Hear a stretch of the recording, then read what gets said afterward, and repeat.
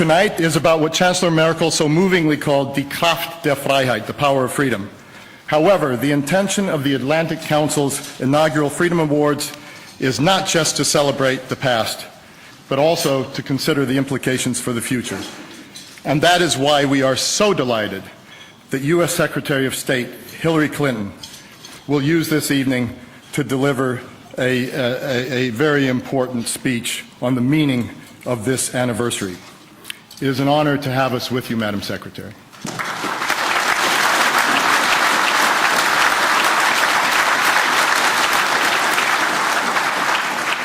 Underscoring the importance of tonight's message for the world, we received a message for tonight for you, Secretary Clinton, from the President of the Republic of Liberia, Ellen Johnson Sirleaf.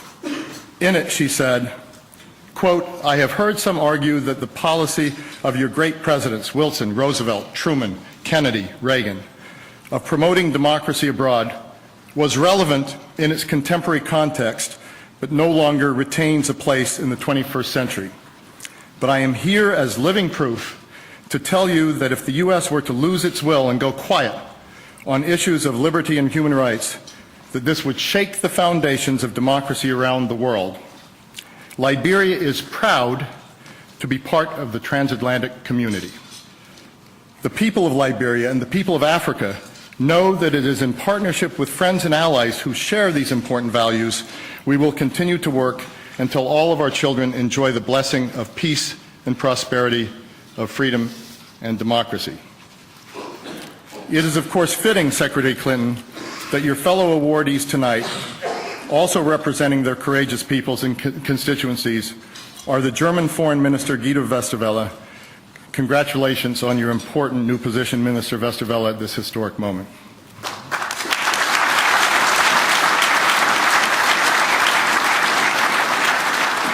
The Berlin Mayor, Klaus Wowereit, the NATO Supreme Allied Commander Europe, Admiral James Stavridis, and the great European heroes of freedom, Lech Wałęsa and Václav Havel. We already knew Václav Havel, because of health issues, was not able to travel, and his award will be accepted on behalf of the Czech and Slovak peoples. Well, Sasha, I'm not sure you can do it on behalf of the Slovak peoples, but we'll deal with that later. Will be by Alexander Vondra, a great democracy hero himself, and a friend of many of us in the room, and former foreign minister. And Lech Wałęsa, who we have just heard is taken ill, and his award will be accepted by Bronislaw Misztal, the head of the Secretariat of the Community of Democracies. When I was Wall Street Journal correspondent, one of my several interviews with Lech Wałęsa came while he was under house arrest following martial law. He had slipped away to the local cleric's home to meet me. He was oddly serene, almost happy, given that his country seemed to have lost its shot of freedom. Poland and Poles were depressed. He said to me in words inspired by the Bible's Ecclesiastes, "I come from a farming family, and you learn in farming that there are times when you plant potatoes and when you harvest potatoes. We are planting potatoes." And then several years later came the harvest. So we celebrate that harvest, and we thank Lech Wałęsa and Václav Havel.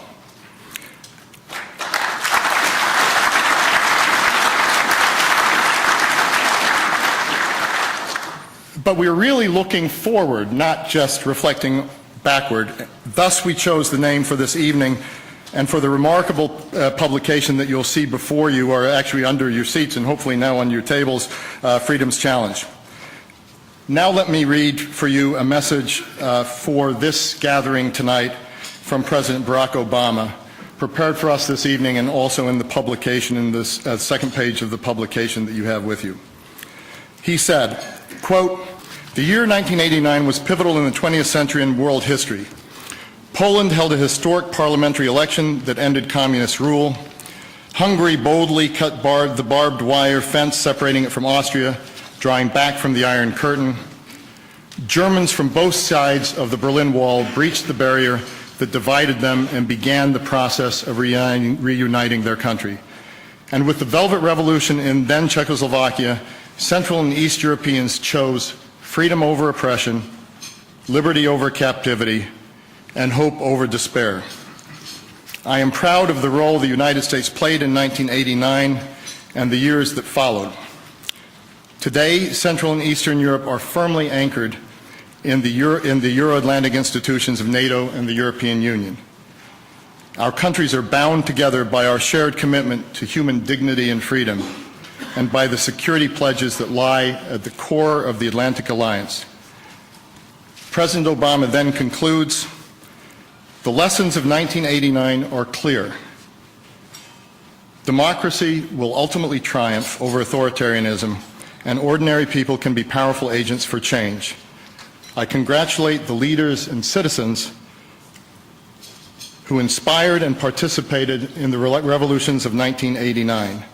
We honor their courage and continue to draw strength from their example as we, in concert with our allies and partners, advance the causes of justice and liberty around the world. On this occasion, America reaffirms its enduring commitment to our shared vision of a peaceful Europe, whole and free." President Barack Obama.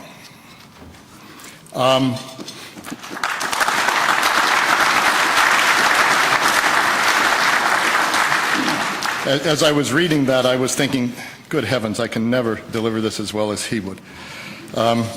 Before I pass to Atlantic Council co-chair of this evening's event, Tom Enders, President and CEO of Airbus, let me thank the fellow co-chairs, honorary co-chairs, and partner organizations who are listed in the program. Thanks also to our dinner co-chair, Alan Spence, Chief Executive Officer of Newsdesk Media, the publisher of the publication you received today, and our partners in organizing tonight's dinner. It is now my pleasure to hand over to one of the dinner co-chairs, Tom Enders. This is his day job at Airbus. We are also fortunate to have him as a member of our International Advisory Board and co-chair of our Strategic Advisors Group with Senator Chuck Hagel.